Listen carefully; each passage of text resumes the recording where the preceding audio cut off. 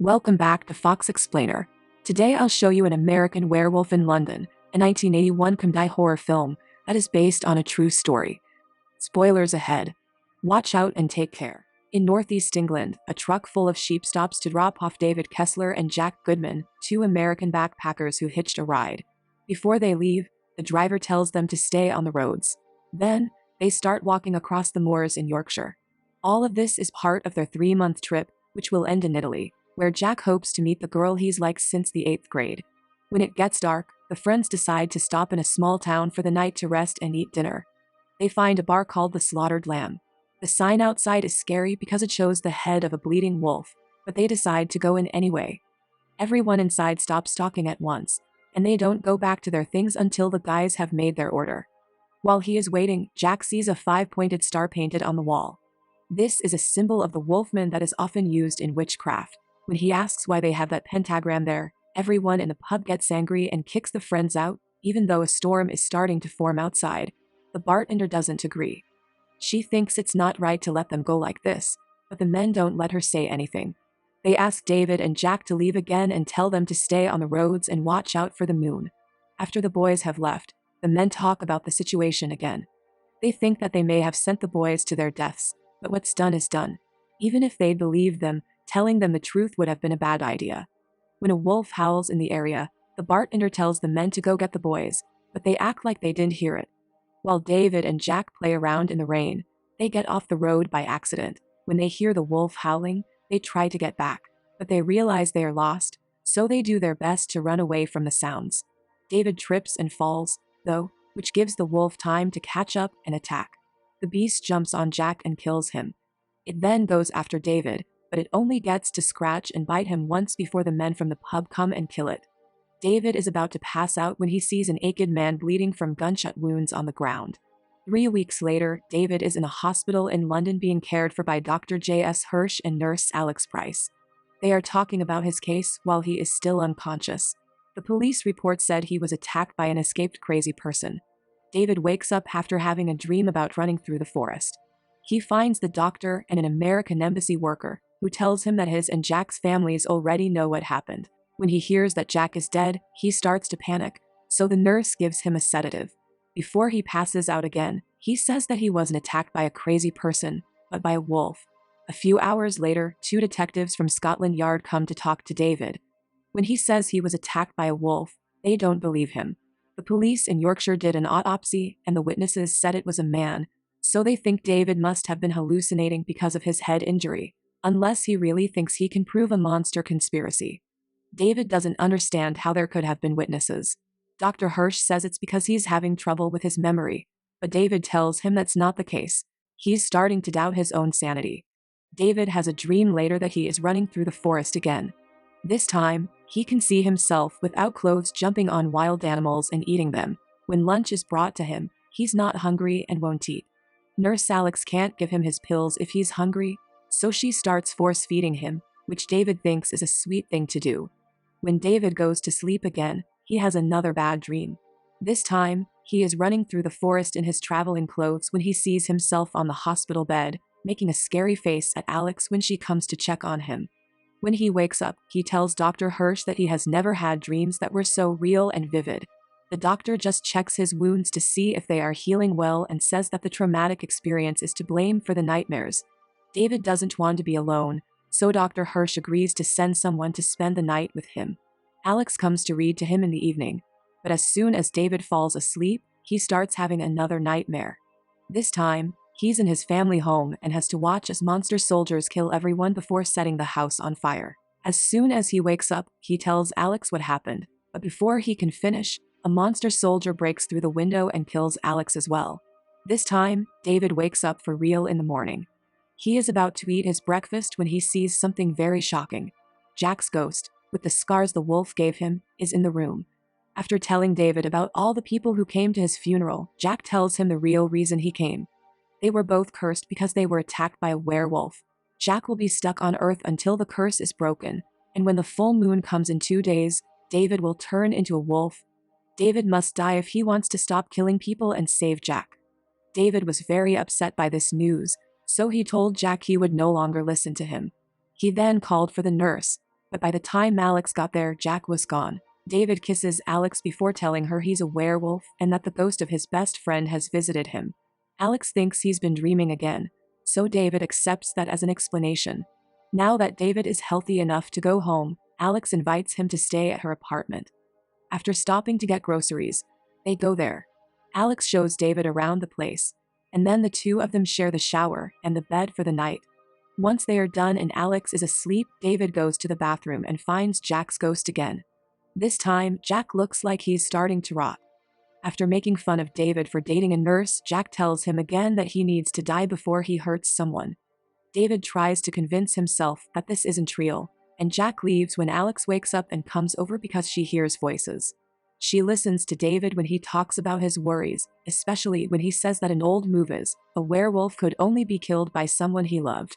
Alex tries to make him feel better by telling him that he is just feeling bad because he couldn't save Jack. The next day, Dr. Hirsch drives all the way to Yorkshire to check on David's story at the slaughtered lamb. When he starts to ask questions, everyone in the pub acts like they don't know what he's talking about. And when Hirsch notices the star on the wall, they just tell him that it was there when they moved in and that it's a traditional decoration that they didn't change. Hirsch decides to leave because he knows he won't find any answers here. But on the way to his car, he finds a man waiting for him. This man tells him that David and the people around him are in danger. But before he can say more, a man from the pub comes out and tells him to stop talking about it. Alex has to go to work back in London, so David comes out to kiss her goodbye. Now that he has accidentally locked himself out of the house, he has to go around and climb through the window. While he was doing this, a dog and a cat walked by, and both of them were very angry to see him. David checks his teeth and glares at himself in the mirror when he gets back inside, but he doesn't notice anything strange. Then he tries to keep himself busy by doing things like eating, watching TV, and reading, but he still can't shake his boredom. When night comes, things get more interesting. David screams when he feels his body start to burn, and he takes off his clothes before he starts to change into a werewolf in the light of the full moon. Then he runs out of the house, eager to find something to eat. David kills his first victims, a couple who came to a dinner party to see friends. He found them in the garden and killed them there. Hearing noises outside, the owner goes to check and finds the bodies right after the wolf leaves. At the hospital, Hirsch is worried about David, so he has Alex call her house to check on him. When no one answers the phone, Hirsch tells Alex what he found out in Yorkshire. The case was closed, the file was lost, and David's injuries were taken care of before he got to London, but no doctor had seen him. This means that the whole town is hiding what happened there. Hirsch thinks it's mass hysteria, and if everyone else in that town thought it was a werewolf, it makes sense that David's traumatized mind would believe it too. Hirsch is afraid that David will go out in a crazed state and hurt other people because he thinks he's a monster. He decides to call the police, even though Alex tells him that what David needs is psychiatric help. Back to David, he is still out looking for more animals to eat. He kills a group of homeless people by the river, then goes into the subway station to attack a man who tries to run away but trips on the stairs, giving him the perfect chance to attack. The next morning, David wakes up in the wolf cage at the zoo, completely naked, with no memory of what happened. He doesn't seem to bother the wolves, so he sneaks out of the cage and hides in bushes and behind walls. First, he takes some balloons from a child so he can cover himself and run faster. Then, he takes a woman's coat from a bench. After he puts it on, he takes the bus home, where he gets a lot of strange looks. Dr. Hirsch calls Alex to see if she has heard anything from David. Since she hasn't seen him yet, Hirsch goes to get the newspaper, which has an article about all the deaths from the night before. Alex is happy to see David when he gets home, but she doesn't notice anything strange besides the fact that he says he woke up at the zoo. When Dr. Hirsch calls again to check on him, Alex tells him that David is confused and excited, but not crazy at all. In fact, he's pretty clear-headed. Hirsch decides not to tell her the news and instead asks her to take David to the hospital so he can watch over him. The couple decides to take a taxi to the hospital. As the driver tries to make small talk, he talks about the deaths and says that all of the people who died had been cut up. David knows right away that it was his fault, so he tells the driver to stop so he can get out and find a police officer. Alex doesn't want him to turn himself in because she doesn't think he belongs in jail and just needs help, but David doesn't listen to her. He finds a police officer and tells him that he killed those people last night. When the officer doesn't do anything, David insults the officer and the royal family in an attempt to get him arrested. The policeman just thinks David is crazy, so he leaves him with Alex and tells all the other people who are looking around to do the same. David tells Alex that he loves her and kisses her, but then he runs away because he's dangerous and she shouldn't be around him. Back in the hospital, the detectives go back to see Hirsch. They do say that the lab report suggests that the killer was some kind of animal. They say they'll find David, but they won't admit that he might have something to do with the murders. All of David's victims' ghosts start to appear around them, and along with Jack, they start giving them ideas for better ways to end things than with a knife. They don't have enough time to agree on a plan before the full moon comes out and David starts changing again. He quickly kills the other people in the theater, and when the usher comes in to check on the noise, he also dies. When the ticket clerk starts yelling for help, people start to gather around the theater's entrance. Soon, the police also come to help. When an officer goes into the building, he sees the wolf feeding the body. He runs out and asks the other officers to help him open the shutter doors. Even the detectives come to help, but David is too strong for them to hold the doors no matter how many there are.